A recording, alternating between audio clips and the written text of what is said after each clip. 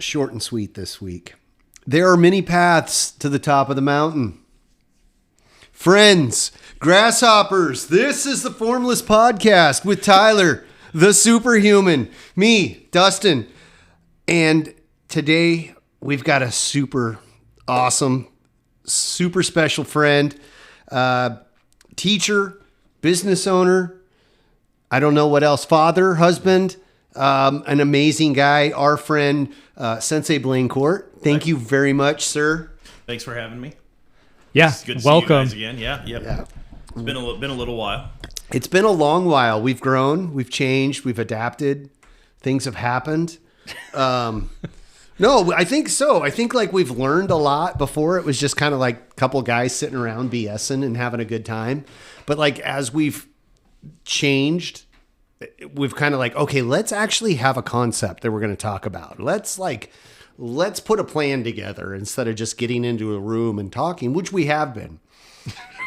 But give us a little bit more credit. But that. no, like it's evolved. It's changed, you know. And one of the other things too that like most people don't realize is for the last 4 years, every single Saturday, probably 90% of the time, we have totally commanded your office and taken this space as our own. So thank you for that. Thank you. You're welcome. Yeah. So, we're definitely a lot of the recent podcasts we've referenced a lot of like the training and teaching you've given to us, you know, through Wu Ying Tao, and it's been really cool to hear a bunch of that, and it's been fun to like dig into it and really like chew on it. And that's something we wanted to delve into a lot more recently, is like going into, you know, a lot of those core concepts on Wu Ying Tao that you talk about, and the concepts, the training, the history, and then moving forward, you know, like what do we do moving forward? So, it doesn't help much to have a concept or idea and just leave it in a case and let it exist in a. It has to live and breathe. Yeah. And those things, if the concept is true, it's going to remain to be true. Just how it's expressed or how it's applied, you know, will evolve over time. But, you know, certain things are universal. You know, I'm a bit of a gamer, and one of my favorite opening lines in a video game comes from Fallout, and war never changes. And so, the tools change, all of the stuff, but the core essence of that thing has been the same. Kill the bad guy. Yeah. And they're the bad guy. Yeah. There's us, there's them. What do we do to adapt as far as that goes?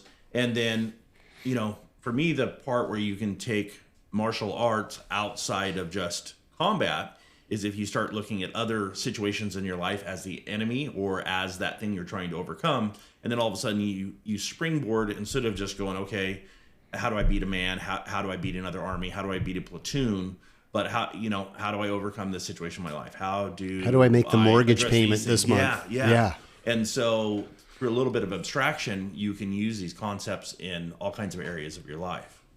So. Yeah, and I like to think of like you always referenced in class. You always talk about the principles of individual combat, right? One-on-one versus an army fighting another army versus a platoon fighting another platoon. They're the same, just on different levels. Different scales, absolutely. Different scales, yeah. Yeah, absolutely. And I always like to think about that. And one of the things I was thinking about actually day before yesterday or 2 days ago is that we do that drill, the Pak Sao, Lap Sao, Hyun Sao.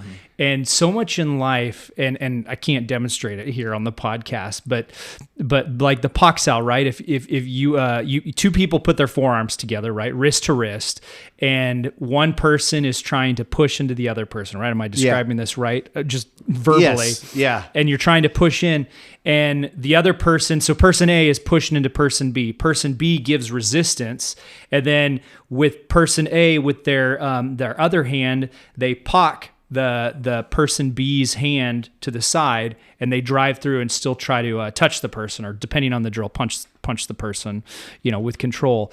But that's so much in life. Like we have those things, right? We're going through our daily routine, and we have a block that happens right in front of us, and it's like, well, you can either stop or you can pock that thing aside and boom, drive on. That's one of the things I've gotten from martial arts is that you get a block in front of you. How are you going to go around it? Yeah, absolutely. Well, and directly from Wing Tao set work, on a similar vein, we teach set one with folds or folding elbows. And the idea of that, without being able to show Here's what the that looks challenge. like, Yeah. essentially, the idea of a fold is, when somebody's throwing a strike, say a straight to the head, a front punch to the head. Normally, what happens is once that's blocked, that technique is set aside. You move on to whatever you're going to do next. Well, the idea of a fold is when you're throwing a strike and somebody goes to block, and it's apparent that it is going to be blocked, instead of throwing away that energy and time and effort that you put into that first strike, you re-angle the strike into a different target. And that can be done just to adapt so you're not wasting it. It can be done intentionally as a setup or something like a fake. So that idea of taking this energy that you moved into this one area, and when its initial purpose or goal has been overcome, instead of just throwing that out, to realign it and move into another area or another strike, that idea of using that in life outside of martial arts is massive. So if I move forward and I put a bunch of resources into doing something, and it turns out that doesn't work, well, I can just stop and regroup and try to just recoup my losses as much as I can, or I can take often that energy or whatever we put into it and re-angle that into another thing. Yeah. You come down here to do a podcast, your guest doesn't show. Well, you can be like, well, throw up your hands and we quit. We'll try again next week. That was an attempt and a fail. Well, sometimes you do that, and sometimes you might be able to be like, well, let's talk about dealing with adversity. Let's deal with having to change on the fly, and then that is kind of like that fold where you are changing from one goal or one angle to another, using the energy and the momentum that you already had. And that's the core essence. When I'm teaching folds, the most common mistake that everybody makes when they're learning them is they throw the punch and then they realize that it's blocked. They stop the literal forward motion, the inertia of Everything the punch, stops and then it starts over. and then they go somewhere else. And that is not a fold. That's something very, very different.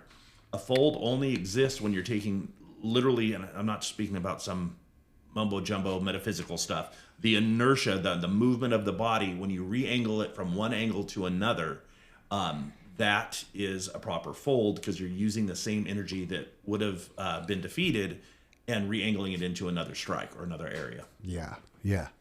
Keeping that momentum moving. Mm-hmm. Yeah. I love folds. Yeah. Oh, they're great. Yeah, that's one They're of those the things. ultimate got you. Yeah.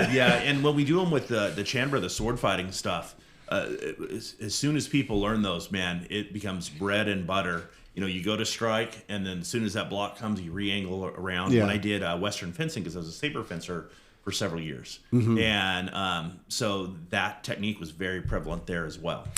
And just for the listeners out there that aren't in the know,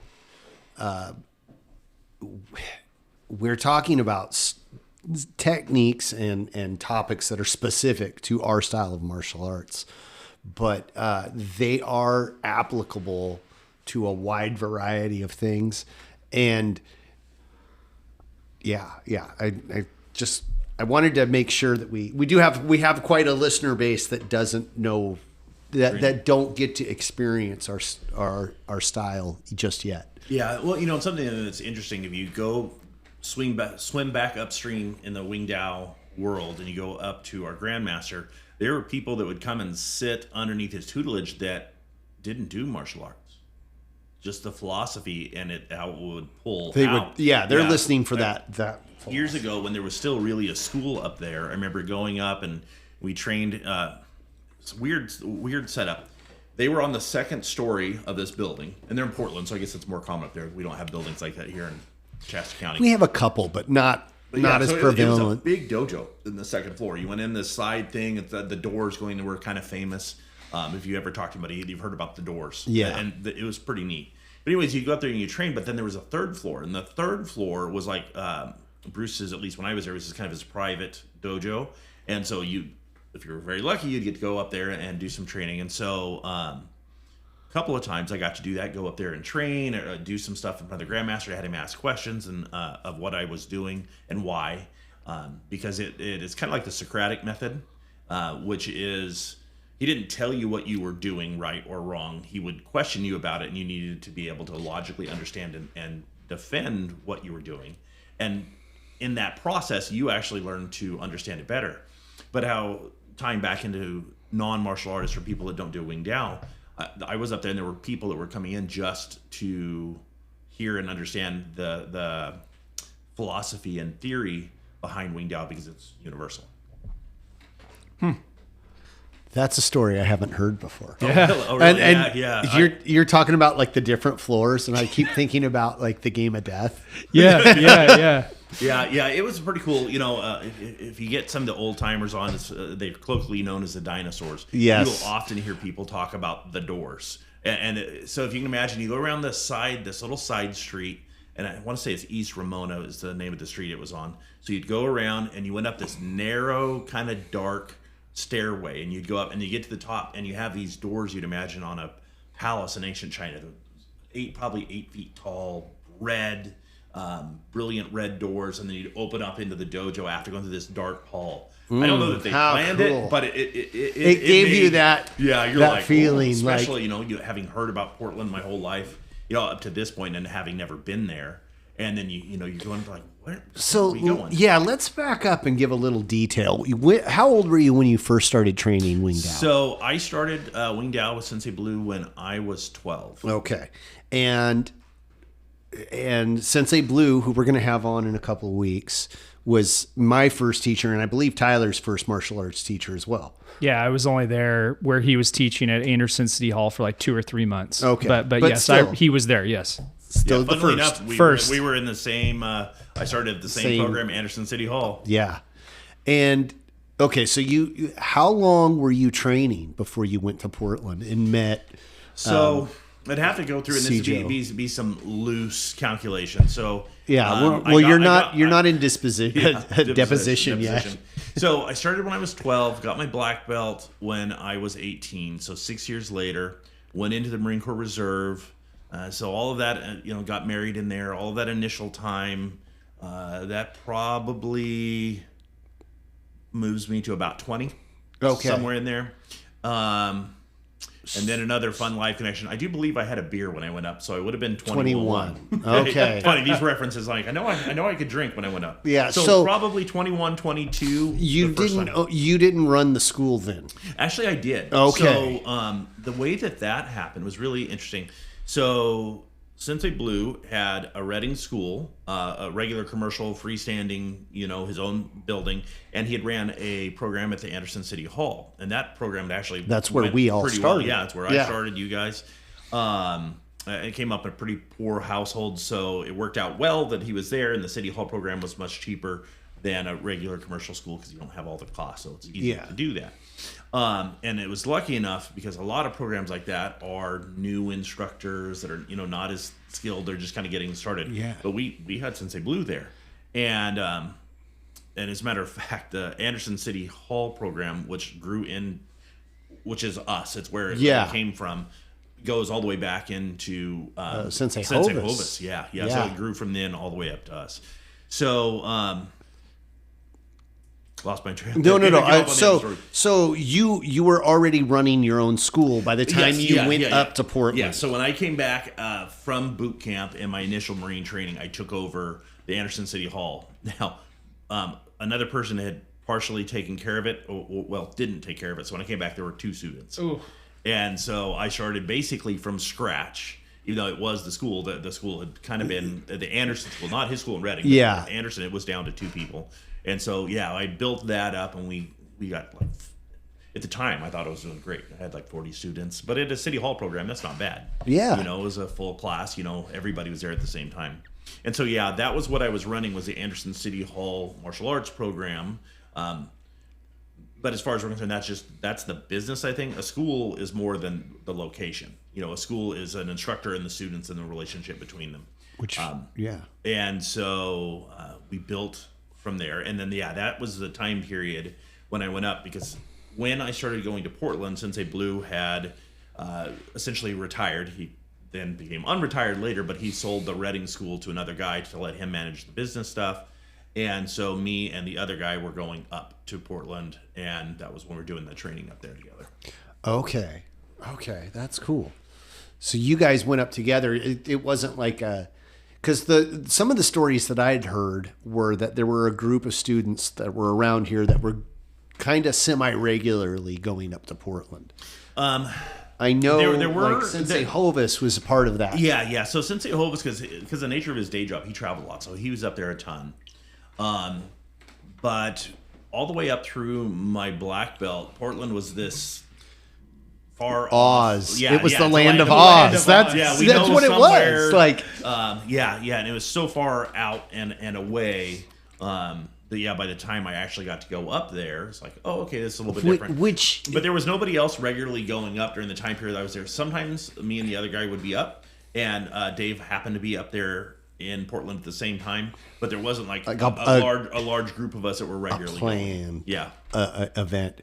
And I bring that up because like I remember Anderson City Hall. I'm in class. Like everyone goes into the restroom, changes, gets ready. And it's kind of a grab bag of whomever is there that night. Sometimes you just had all beginners. Sometimes you'd have other students come down from Reading that maybe missed a class during the week and they're catching up one or they're helping out for whatever reason. And there were a group of guys, and I don't know what they were talking about. I was like 12, maybe 13 at the time.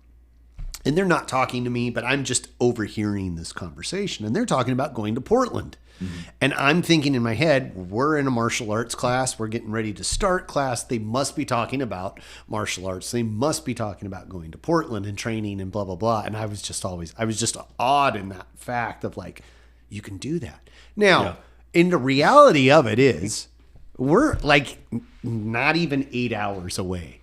Yeah. My son and I did it last year when we went up to the seminar.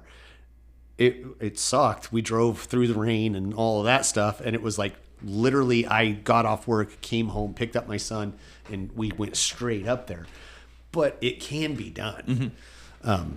So, sorry. That was a long-winded reply to your story. So yeah, hopefully anyone from Portland is listening. We want to come up and train and get you guys involved. You know, a lot of history up there, like you're talking about absolutely. Going up there. And I think I went up there one time to do a film festival. I think I went up there with my friend Luke, who directed Miracle Mile, and we went up there and we looked for the school, and I think I found it. I got a picture outside of like some address that it was supposed to be, but I've never gone up there and trained, you know? And like when I started training here, it was actually over 10 years ago. It's just been just over 10 years I've been training with you. I remember, I think it was right before that or right after I started training, you took a group, you and Sensei Myers and his family went up there. And Yeah. And that was quite a while ago. That was...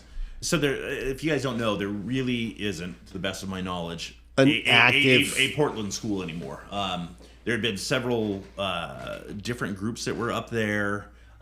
That school, when we went up, and that's, well, how long ago was that, Tyler? That had to have been 8 or 9 years ago. Yeah, something like that.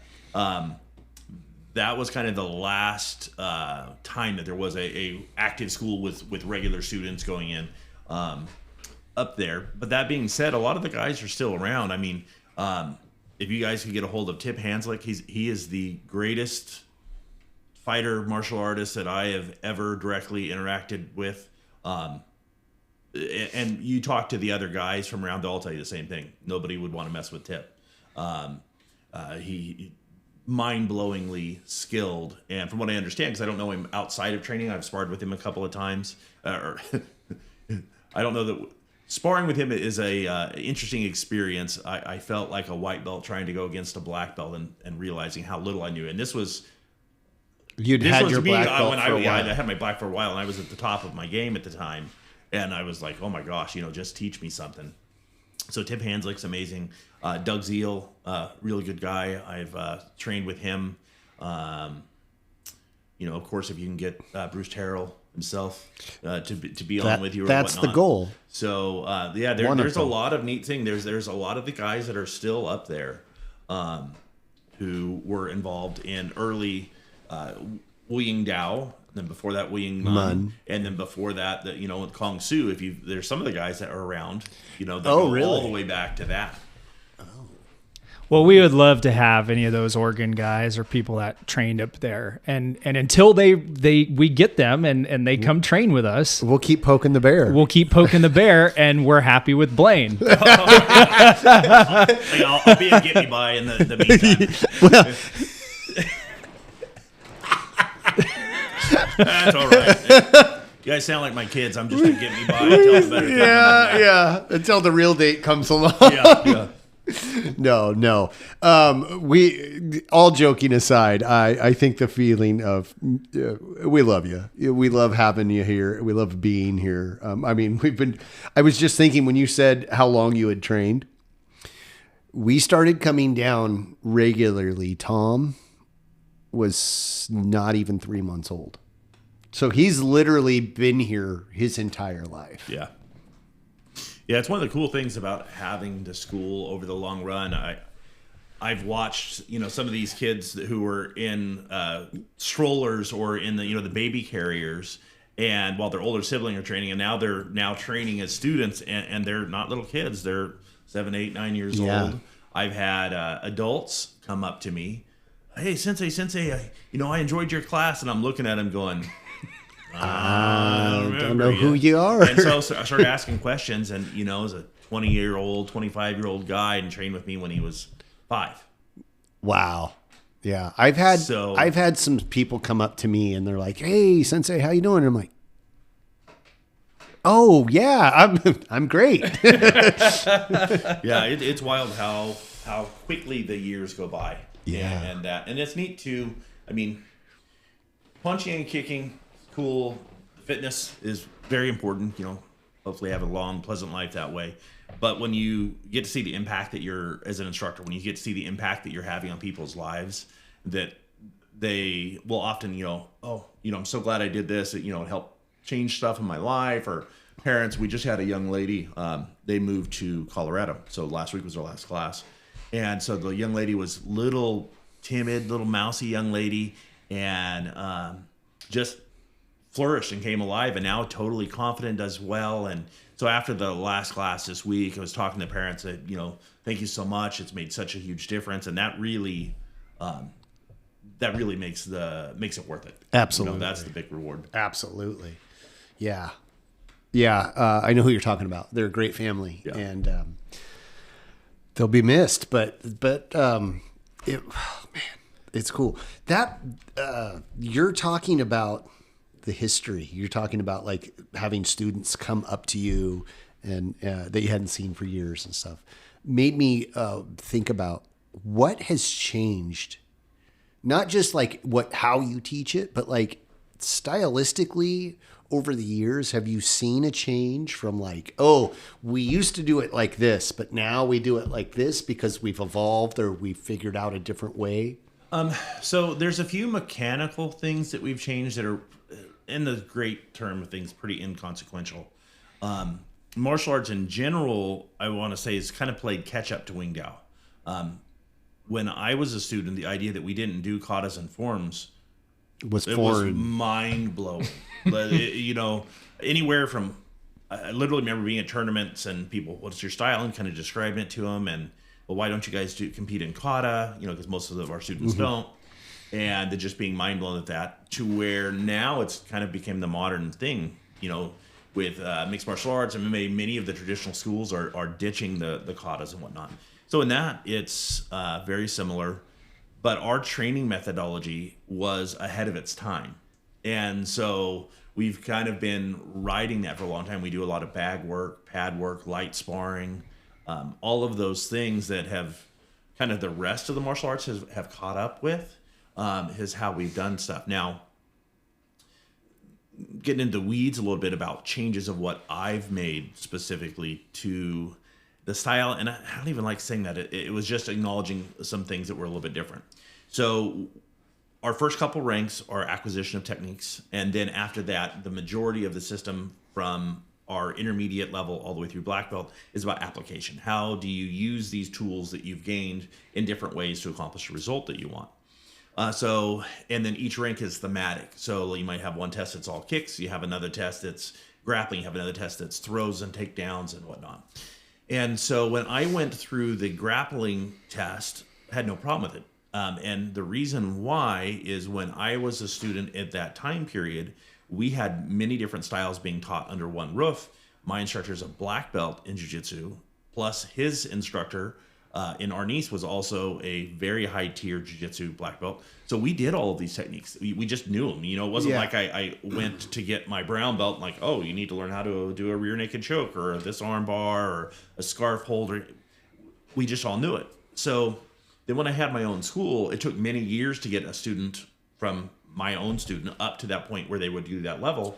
And I can still remember, I'm like, oh, do this, do that. And they're looking at you like you don't, they don't know what you're talking about. Because it didn't exist. It wasn't integrated. Yeah, it didn't exist anywhere in the system. And we just all knew it, but it was because it was outside. So one of the things that I've done with the system is I put in a set 5. Because before there were 4 sets. You have the first 3 sets. The one is basic punches. Set 3 is going to be all of your kicks. Set 2 is kind of a hybrid. Later on, we did set 4, which is the in close, knees and elbows and all of those, essentially fighting really, really dirty. And then what I put in was a set 5, and it wasn't designed to be like a master class in jiu-jitsu. It was just a toolbox of basic grappling tools so that the students would have something to build off of. And so that's a significant change in the way that the sets are done, or the style and the structure now compared to when I was a student. But I did that to address a deficiency. But we all knew those things. It just wasn't systemized and it didn't make any sense because our style is very much, we have sets and things to build off of. So that was and one thing builds off to the next. Yeah. And then the other big change is when I was a student, we learned the concepts without really knowing we were learning them. Everything was very experiential. There was no time where you'd sit down and be like, okay, today we're going to work on experiencing and adapting, or we're going to do this, we're going to do that. We would do stuff so that we were acquiring them. But you didn't like define them. Yeah, we didn't define them, and we wouldn't sit down and literally do stuff to work on this drill or that, or this concept or that concept. And when we started having, we had Master Hoft come down, and there was another one of the masters came down, started introducing some of these ideas in, and we were all like, oh, this is really good. Particularly the first people that came down introduced it in very usable, practical ways. Because it's easy to get all metaphysical. I call it woo-woo. Yeah. We got woo. Last week, we got way woo-woo. Yeah, you can get into like the mumbo-jumbo, and then all of a sudden, it loses it. It just destroys the reality of what you're doing. So our first exposure to that was actually really, really good. It was usable stuff. We're going to do this. Here's the application. But that kind of thing, not to interrupt you, but that kind of thing I feel like has to be delivered by the right person. Mm-hmm. You got to have somebody that's charismatic enough to like hold your attention, especially after you've been going at a fairly intense training, right? You're throwing punches and kicks. You're all sweaty and then it's like, okay, now we're going to talk. Yeah. Oh, jeez. Okay. Yeah. Some of us get used to hearing our voice. So. Yeah. But you have to have somebody who's like got some real passion about it. I feel my personal feeling. So go ahead. Also having life experience and some usable experience outside of just the immediate practice of that style in that dojo. So for me, I just had a parent who was in here getting signed up and was very interested in wanting to know that practical self-defense was part of it, and had a little bit of martial arts background himself. So had some very pointed, very directed questions about, which doesn't happen every day. Yeah. It was a little unusual, but not unheard of, about self-defense, and a lot of his things. Well, okay, using this outside of the class, what's the background? And so that's very different for a lot of people. Many people, their use of the martial arts is limited inside the dojo, unless they're in like law enforcement or something like that. And so for me, a lot of my training is very much informed from my time working in the group home system. Mm-hmm. So I worked in RCL 14 group homes, which most people don't know what that is. That's one step down from essentially locked mental ward. So very, very violent people in there. Now they had trauma. There was reasons, of course, and all of that, but that's not germane to the argument. But you're getting attacked daily. And then eventually I was on kind of like a response team. So you, even more than the average staff member, when there's a problem, we have little radios, you're at every single problem. Matter of fact, I got called into the CEO's office like, hey, you're showing up on more restraints. You're doing 500% more than the next closest person. I'm like, yeah. Every time there's a problem and they can't handle it, they call for me by name. And so that kind of got dropped because they were like, "Oh, you're doing too many of these." I'm like, "Well, yeah." They call me when there's a problem. Yes, I do more. Yeah. And then often when I walk through the door, they step back. But anyways, the actually having experience, and not just a experience, but repetitive experience in dealing with real violence, changes stuff. And so, and that can be very different. So within the MMA thing, that's really kind of became its own world. Of course, it's full con. It's not fake. It's not full WWF. They're really fighting, but it is still within a very constrained. There's a rule set, circumstance and whatnot. Yeah, they're a punching time each other. limit. They're trying to hurt each other. There's a referee. Yeah. Well, and it's just a different thing. There's rules. Well, and people, I've often heard the comment, "Well, nobody will attack you like that," and I'm like, "Oh, you have no idea." I'll never forget. So the first violent encounter that I had in the group home system, there was a kid. He was like 16 and pretty mentally challenged. And some people who have those issues can be unbelievably strong. And most people won't understand that unless they've worked in that field. It's a feral. Yeah, it's like, the stories of mothers lifting cars off of their children and doing things like that. You can probably get somebody who knows more of the science, pituitary gland, whatever it is. They are unbelievably strong. So things were going sideways. I was in the house with another staff member who was great at talking, but very skittish about any type of hands-on stuff. So I'm trying to de-escalate. Doesn't work. So the kid comes at me to attack, and so I'm backing away, trying to use space. Again, the things that we teach in self-defense-driven martial arts. And he lunges at me, and so I'm ready for a punch, a tackle, a kick, a headbutt, throw something at me. He starts snapping his teeth like a dog, and he's trying to bite me. And we're standing. We're not on the ground, and he's trying to bite where you can imagine a bite. Lunging like this, and with the constraints, you can't just punch the kid. Because I don't want to get fired. You'll be fired. You can get fired. Of course, I later on found out in some circumstances that would you do what you got to do to keep yourself safe. But so I put my hands on the kid's shoulders, and he's shoving me back. And I'm not a small guy, and I was in the prime of my life, 6'2", 200 pounds, pretty muscled at the time. So, and he's shoving me back, shoves me across the kitchen counter, and starts snapping at my hands, my body, and I'm like, what is this? What is going on? So when you're talking about just naked violence, that somebody will do anything to hurt you, that's a different shift. That's a different mindset. My instructor once had made a couple times made the comment, it's not a fight until somebody breaks a beer bottle. And so that's an analogy, but it gives it very true that when somebody's willing to do anything. And so in sport-based martial arts, you are training for two things. You are training for the best day of your life. When you go, and I don't care if it's a point fighting karate tournament or if you were fighting for the UFC heavyweight title of the world, it will be the best day of your life. You are going to be as physically set and then in the best possible condition you can be. So that's the first thing. That's the goal. You're training for the best day of your life. And the other thing is you're training to win. That's your goal, is to win. So that is sport-based martial arts. And I don't care if it is point fighting, where you're just tip-tapping, or if it's knockdown, drag out, UFC, that's the goal. I don't think anybody would debate that. That's what you're training for. Self-defense martial arts is the exact opposite. You are training for the worst day of your life. So any individual, if we look at it as a predator-prey, not being drunk at a bar and getting into a stupid brawl, but somebody is attacking you where you haven't created the situation. Predators look for the weakest prey that they can find. And if you are chosen on that day, odds are you were at your weakest, whether that's distracted, injured, whatever it is, you're going to be attacked on your worst day. That's what I train for, is for my worst day, worst possible situation. That could be I have a severely autistic son, so when I'm out, I have to literally hold his hand because he will run straight onto I-5. You know, if I let him go for 5 seconds, he will run into traffic.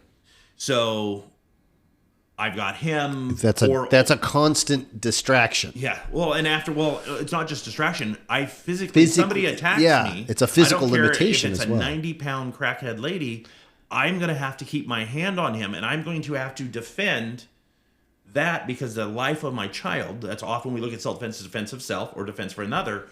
If I let go of him to keep this lady off, I'm creating that circumstance that is life-threatening for him. Yeah. So that's one thing, training for the worst day of your life, and you're training to survive. You're not trying to win because you don't really win. You know, talk to any veteran, or Tyler, you could probably speak to this. Does anybody come back and say, I won that war I went to? I won the Battle of Fallujah? Yeah. Or they come back and say, I survived the Battle of Fallujah. I survived this deployment. Yeah. Now, on a grand scale, somebody might say this army won or this country won this battle, but you survive. And that's the difference between combat and sport. And the type of sport doesn't really matter. It doesn't matter whether it's tippy-tappy or whether you're knocking people's teeth out and getting concussions. It's a different mindset. And so and again, you know, you're asking about the concepts.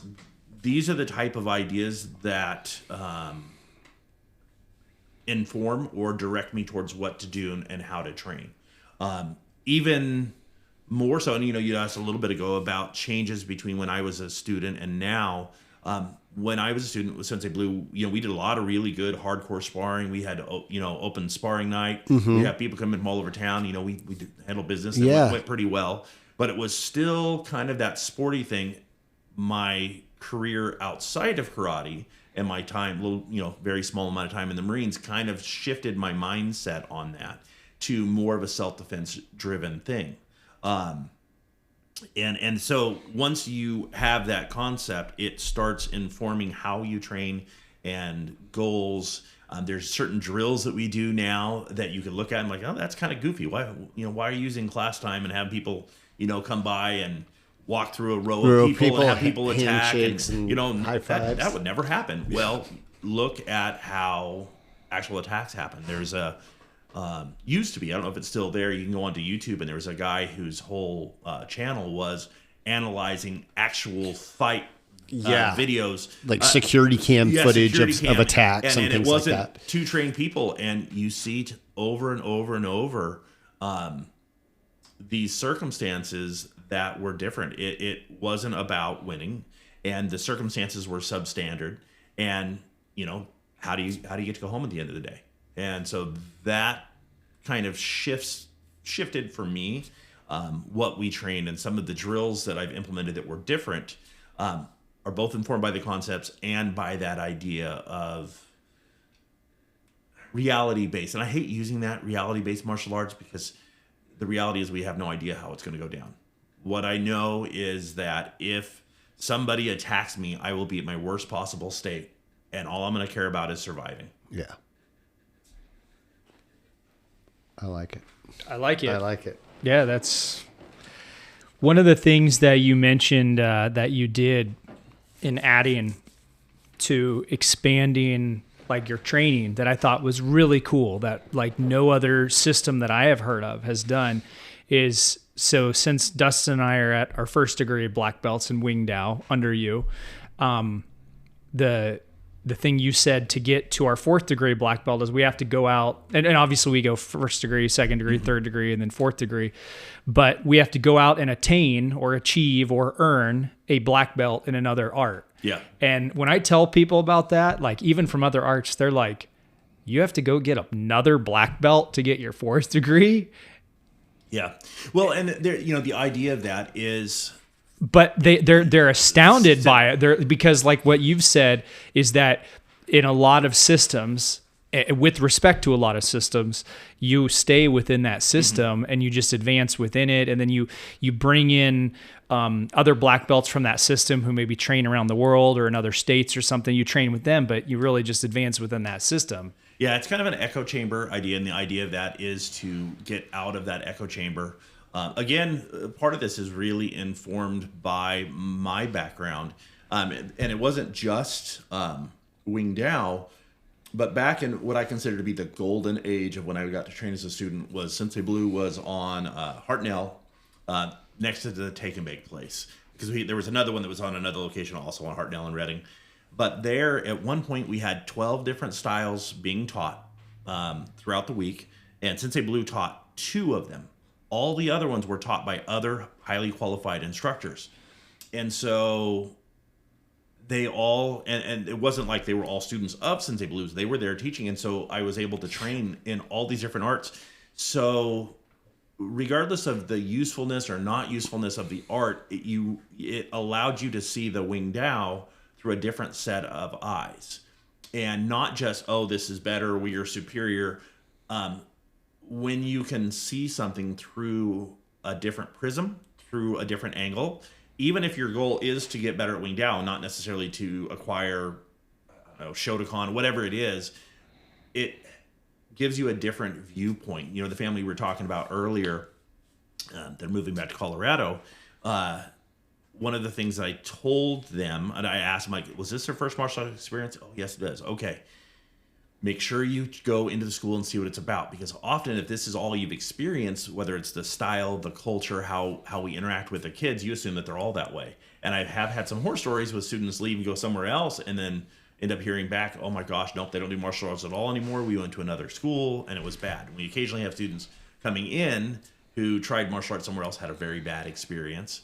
And so all of that informs that idea of it's a good idea to expand what you are doing. And it's just kind of a way to kick you off the cliff and say, hey, if you were going to be a martial artist, if you're talking about degrees post-black, this is just one aspect. There's a lot more to the levels, and that's a bit of a story too. Is for you to say, hey, if you're going to be a lifelong martial artist, have a more of a metropolitan view of it. Understand some different viewpoints. And typically, if somebody's here, I'm like, oh, you need to go get a black belt in something else, then you're going to probably dabble in a few things before you decide on what that would be. So yeah. It is a very different thing. Many styles, the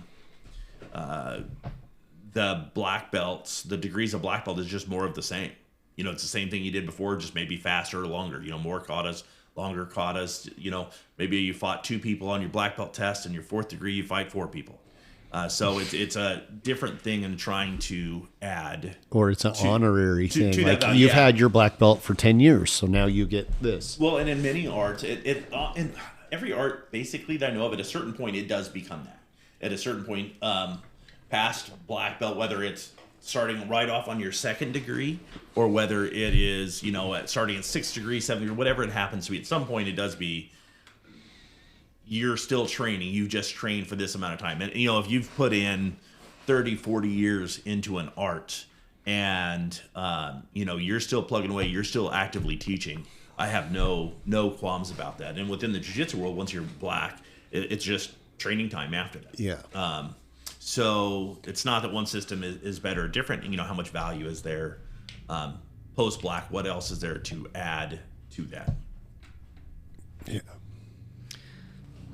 I think that's the coolest thing, to have to do that.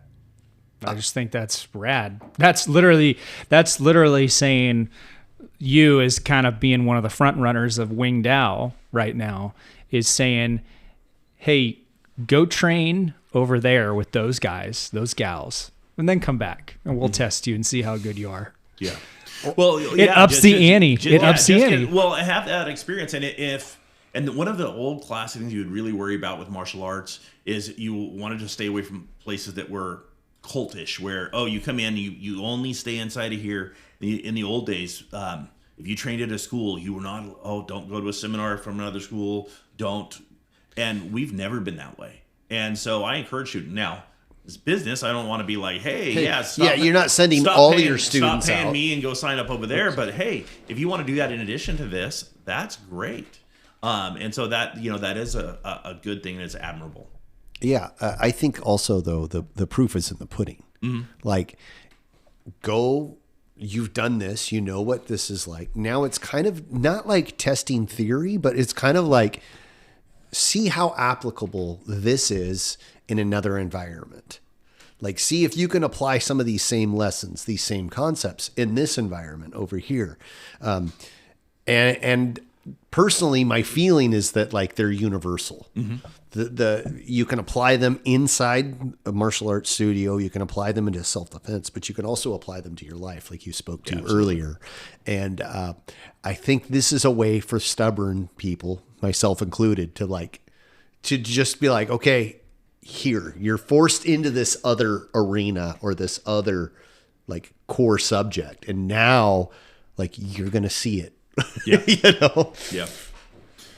Absolutely. Having that outside perspective looking in, even if your goal is really just to make the original thing stronger, it is helpful. And then you might experience something else that you love. I mean, I loved doing saber fencing, and it is so adjacent to martial arts that there's no conflict between the two, because it's a totally different animal.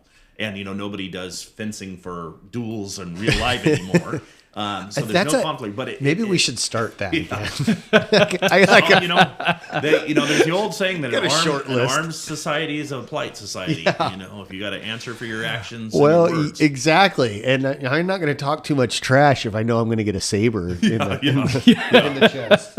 Yeah, for sure. But having that metropolitan, that wider view of martial arts helps in so many different ways.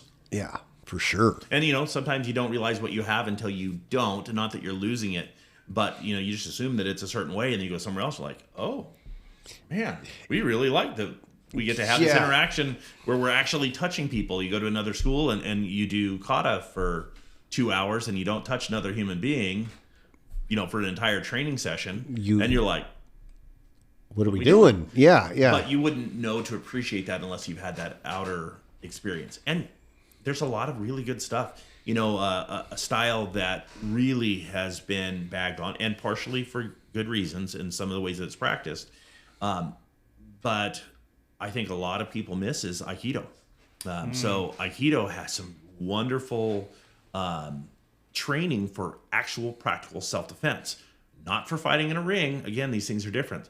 Very focused on mobility, very focused on engaging with multiple people and staying agile and keep moving. Now, I'm not advocating for using that of and by itself, but man, there's a lot of useful ideas and movements and the way they do what they call rendore, which is a type of a sparring. It's really, really useful. And so it's one of the styles I got to do back in that golden age of martial arts trainings. We had an Aikido guy. And so he was a little farther out there as far as what would you call it, woo-woo training or whatnot. Woo-woo. But that being said, a lot of the other stuff really added a lot of value. And then going back into talking about it, the group homes. At one point, there was a lot of change in the corporate control and whatnot. And so they basically lost control of this entire school and group home. And the kids were literally moving in packs around. Staff were locking themselves in the doors. And trying to protect the kids that didn't want to be over. It was wild, a completely wild time. Well, again, I was one of those guys that had to go out and engage with these people. And so the connection between those two things with that Aikido idea of the Rendori, where you're moving, you've got literally multiple people coming around, not necessarily with their fist up boxing, but you've got people pushing you, grabbing you. You've got to be aware, because somebody who wasn't attacking you a second ago, if all of a sudden I'm staring to my left at somebody over here, the person behind me becomes emboldened and then attacks. We had a guy hospitalized that way. Mm-hmm. They were dealing with kid A. Kid B beat him over the head with a rock, put him in the hospital, hurt him really bad. And so that constant movement. So there's a lot that you can pick up. And so I don't want to look at any martial art and say, oh, well, that's trash. It has nothing good. Now, I might look at a particular application of how art's practiced or teaching stuff, but, you can take the most far out martial arts you can, and we can probably find some good, useful stuff in that. It's funny you said that, because I literally just watched a a video this morning talking about martial arts, and the guy was advocating for any type of training. And he's like, I'm not saying it's all going to be world-class training, and I'm not saying it's all going to be perfect.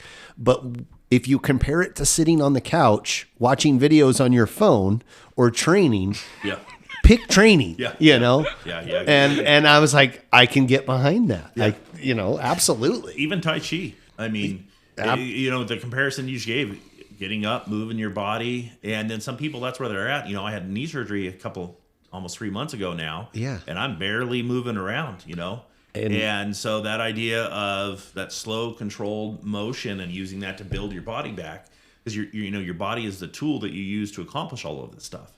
So if that's what it is that's getting you moving and helping you be healthy, there's nothing by all means. Yeah. It just kind of depends on what your goals are. And I think, unfortunately, a lot of times in modern stuff, particularly online, of course, online is just a different world, disconnected from reality. But there's such a negative, it has to fit this mold, it has to look like that. And, if somebody is sitting at home and they're out of shape and they realize they want to do something like Tai Chi, get down there. Maybe that'll be a gateway to something else. And I would absolutely say, go for it. It's good for you. Somebody wants to do jiu-jitsu, get down there. If you realize, given your circumstance and your condition, that you can do it, do it. So any training is going to be good and better for you than not. Absolutely. Than sitting on your butt and watching your phone. It's a net positive. Yes. Yeah. Yeah, it's a net positive. That's really awesome. It's fun to listen to your perspective because in talking with other people and talking with other, the different perspectives and stuff, we kind of box ourselves into like, oh, this is the thing I do. This is what I do. This is who I do it with, and blah, blah, blah, blah, blah. And I've always been like, well, okay, that's cool, but what's over here? Like, what's over there? Like, I like this, and this is my thing, but I also kind of like checking that out over there. And I appreciate that perspective that you have, because it's not so like, this is the sandbox and this is what we're going to play with. Yeah. And some of the things that we haven't done in quite a while, and I want to get back into it, is like the junk sparring, where we just throw everything on the mat. Yeah, that was fun. We just did that like last week, or not 2 weeks ago. Okay. We hadn't done it in a while. No, it's been a while. So it's like 2 weeks ago on a Wednesday, we did the junk sparring. And actually the guy that I told you who was asking me about self-defense questions, that was one of the drills I described to him. Oh, okay. And so I'm like, okay, here's what we did, here's the setup for it, and here's why. And it's obstacles, and it presents a 3D environment to deal with. For sure.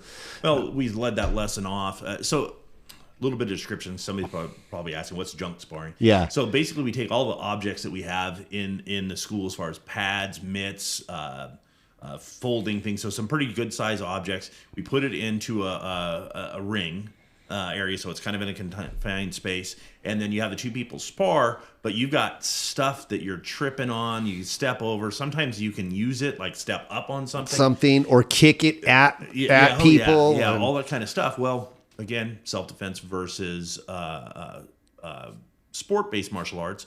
A sport-based martial art, whether it's an octagon or a flat gym floor that you're doing point fighting on, is very different. So I led the lesson off this last week. I called the students over and had them, because we have glass all the way along the front of our dojo, so you can look out to the street and whatnot. So I told everybody to go stand in front of the window. I've got a whole, probably would have been funny driving by, got everybody staring outside like they're in jail trying to get out. And so I asked everybody, so what do you see? And, and they're like, well, nothing. And in the beginning, they're actually kind of describing as a flat surface. Well, then I kind of prompt them, and then somebody's like, well, I see a curve. Yeah, okay. Is it flat? And I'm like, yes. I'm like, really? Well, no, it's got a grade, and then,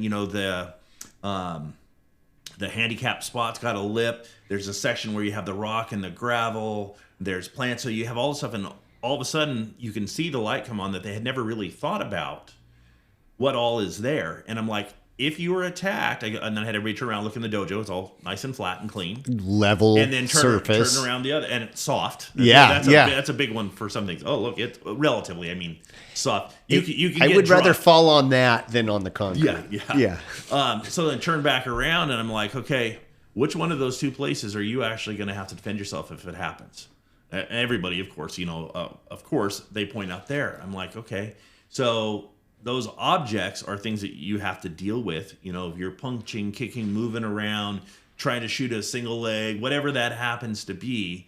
And there's gravel, there's rocks, there's sidewalks, there's cars in the way.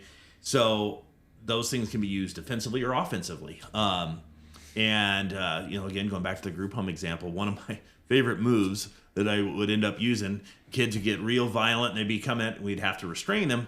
But I would often circle around furniture to get them. Put something in between you and them. And then if you could bait that attack, they would try to attack across the barrier. Again, going back to Tyler, what you said about military tactics. They then try to attack across the barrier. This is used often in military strategy.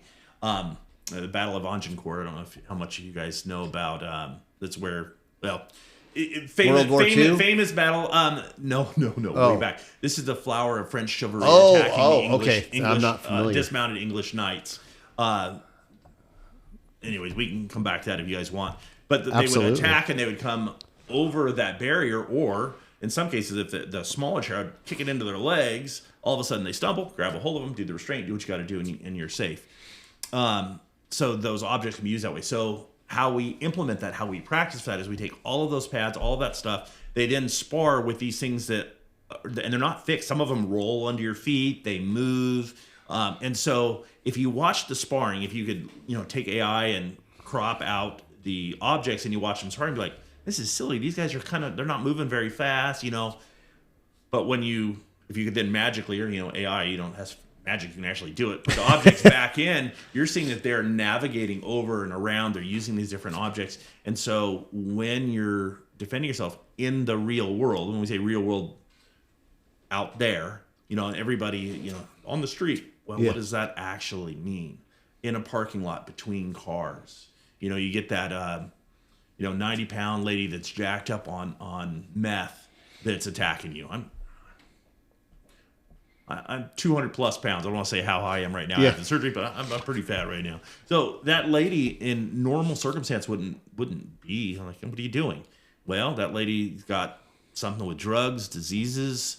That self-defense becomes a whole other thing. So using cars, using a basket, using these type of things, nobody's going to attack you with a basket. Well, yeah, I've literally had crazy people, trying to ram you with the basket. Well, how do you deal with that?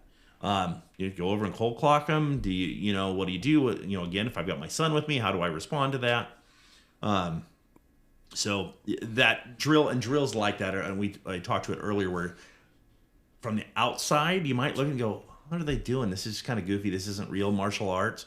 And that mindset, again, going back to what you're talking about, Tyler, of going to another art and seeing it through their eyes, that is kind of that shift of, this has value. But if you only saw it through, let's say, an MMA perspective, you'd be like, oh, these guys are barely hitting. What is this? Well, there is a reason, but it's a different perspective. And you can't really understand other perspectives until you can experience them. And then you can kind of balance between the two and understand the what and why. Because you absolutely need to get in and spend the time developing the speed, reaction, drills, hitting a heavy bag. All of those things need to be there also, that you would see very traditionally in combat martial arts. But you counterbalance that with the other stuff. But if you go too far in the other thing, I've seen schools, Wing Tao schools, go so far out in the mystical stuff that and thought and theory that here, okay, just punch this pad, and you're like, really? That's what you got? And so you have to have both sides.